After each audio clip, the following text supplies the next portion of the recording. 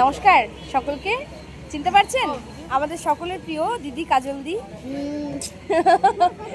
Advance. এটা কিন্তু খুব ভালোবাসা। এই ভালোবাসা টাকা দিয়ে অর্জন করা যায় না, শুধুমাত্র হৃদয় দিয়ে অর্জন করা যায়।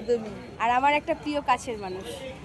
আর দেখা হলো, আমি আলিপুর থেকে আসছিলাম, দিদির পেছনে, গাড়ির পেছনে দিদির ছবি আছে, লেখা আছে কাজল।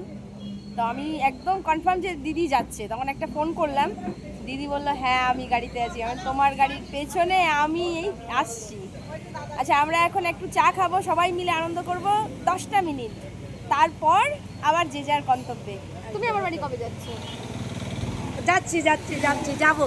গান শোনাবে? গান শোনাবে? হ্যাঁ একদম একদম গান শোনাবে? অবশ্যই একটা গান শোনাই ছোট্ট করে। একদম একদম শোনাও। আমার এই জীবনে সুখ হইল না, আমি কান্দি আর ঘুরে বেড়াই, পাঁচতলাতে শান্তি নাই রে, শান্তি আছে গাছতলায়। হাই শান্তি। সত্যি তাই, সত্যি শান্তি কিন্তু পাঁচতলায় থাকে না, শান্তি গাছতলায় গাছতলায় থাকে। মনের শান্তি বড় শান্তি, বড় এর থেকে শান্তি। বড় শান্তি নেই। অসংখ্য ভালোবাসা, তোমাকে খুব ভালোবাসি। আর এই শান্তির খোঁজে আপনাদের সকলের প্রিয় টুনিদি। এই শান্তির খোঁজে কিন্তু পাঁচতলাতে শান্তি নাই, শান্তি আছে গাছতলায়।